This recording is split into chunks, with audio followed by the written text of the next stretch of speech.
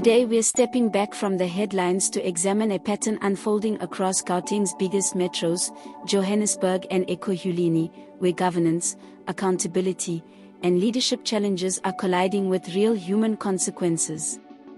We'll connect the dots between the arrest of a senior city official, the tragic death of another, and the political fallout surrounding mayoral leadership, particularly Mayor Dada Morero in Johannesburg and Mayor Xhakaza in Ekurhuleni. Let's begin. That brings us to Mayor Dada Morero of Johannesburg, a figure whose leadership has become increasingly controversial. Opposition parties, particularly smaller parties in council, tabled a motion of no confidence against Morero, accusing him of undermining lawful governance and mismanaging the city's core functions. Critics have said Johannesburg continues to suffer persistent service delivery failures, from road infrastructure needing urgent repair, to electricity and water outages that affect everyday life. At the core of these disputes are questions about who is appointed to power, whether governance frameworks are followed, and whether responsibility for service delivery is being meaningfully upheld. Some political figures have even gone as far as calling Morero one of the city's weakest leaders, claiming he lacks the focus needed to restore stability. Not all council motions to remove him succeeded, partly because coalition politics and cross-party strategies complicate simple outcomes, but the pressure remains visible and persistent. Whether you support him or not, the outcome reveals a city in governance tension, where accountability, performance, and political survival are tightly interwoven. The priority is to perhaps sort out crime, because Johannesburg is the most dangerous city in South Africa. So are you trying to say that perhaps documented foreign nationals should be hired because of the language barrier that police officers and JMPD face when they arrest undocumented persons or those committing crimes from other African countries? Was that the thought process? The thought in the statement would have meant that, but unfortunately the discussions that we have entered in felt that at the current state in which we're experiencing high levels of unemployment and so on and so on, the view was that let's find other alternative methods to help us address the language barrier, which may mean taking officers for training. It may mean that at certain instances, as the courts already do, have interpreters to help us to deal with some of the matters. You know, in the courts, a case can prolong because we still have to go through a process of procuring somebody who understands French or any other language, whether Ndebele or Shona, which cannot be understood by South African courts, and they will then procure. So the similar process, the Lekgotla would have said, perhaps let's look at those as options, as opposed to probably having a few in the system who are able to speak those languages. So was that decision parked? That's not something that you've adopted or said, okay, let's look into this. You've decided to say, actually, South Africans being hired are the priority. No, that's what the Lekgotla said, and the Lekgotla is specific, and we are not thinking two ways for now. But why would you make that suggestion, Mr. Morero, in the first place? Well, I think perhaps I should have made the suggestion in a normal environment or in a liberal society. And it is informed about the development of other cities in the world, whether it's New York or metropolitan cities in the world where they have this inclusion. So meanwhile, over in Ekurhuleni, a different kind of news emerged, a tragedy with human cost. Andile Mngwevu, the member of the Mayoral Committee for Roads and Transport, was part of a team traveling in Mozambique when their vehicle was swept away by floodwaters. After a multi-nation search involving South African and Mozambican rescue crews, his remains were confirmed found.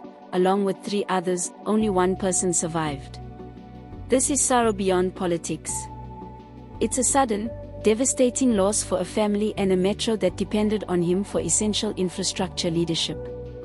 Roads and transport may not always make headlines, but when crises hit, these systems matter the most. good governance and gone after corruption allegations within the organization. And then to hear that you are then at the center of these allegedly allegations and the corruption there, take us into confidence. What are your thoughts on these allegations? Premier, don't go just as yet. No, that's why I have said baseless. Other issues are before law enforcement. And I'm sure once you go through the statement that we've just issued, and then we'll then be able to organize an appropriate session. But firstly, Xhakaza publicly acknowledged the incident, offering condolences and communicating ongoing support for families and the rescue mission. While Ekurhuleni has not faced the same intensity of no-confidence motions as Johannesburg, it has faced governance issues of its own, including allegations related to how some municipal systems were infiltrated and how audits and oversight have been managed. But in this context, leadership is also about crisis response and community support, and the mayor's articulation of empathy and solidarity matters. This juxtaposition between leadership under political pressure in Johannesburg and leadership amid human tragedy in Ekurhuleni shows that governance isn't just administrative, it's deeply connected to how residents experience government in their daily lives. Taken together, these stories, a high-profile arrest, political motions in Johannesburg and a tragic loss in Ekurhuleni, point to a broader question. How effective are our local government institutions, especially under pressure?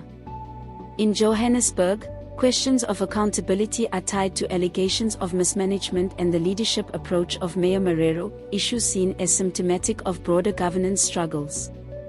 In Ekurhuleni, the emergency that struck Mngwevu's life underscores that governance isn't only about politics, it's also about infrastructure, safety, and preparation for extreme events.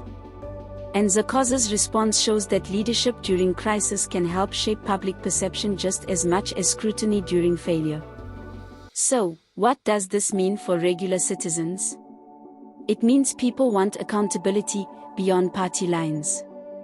It means leadership must deliver results on infrastructure and basic services. And it means trust in local governance hinges on both transparency and performance. When cities like Johannesburg and Ekurhuleni face governance controversies, corruption allegations, and moments of tragedy, it's not just headlines, it's the lived experience of millions. Whether we're talking about service delivery, fiscal responsibility, or the loss of a public servant in a foreign disaster, these events matter because they reflect the strengths and weaknesses of leadership at the local level. As these stories continue to unfold, so too will the public's question. Are our leaders held accountable? Are systems working for the people they meant to serve? That's the story we should all be watching. That's all we have for you today, gents and gentle ladies. Please remember that this video is for educational and informational purposes. Please comment below, do you think local government is being held accountable?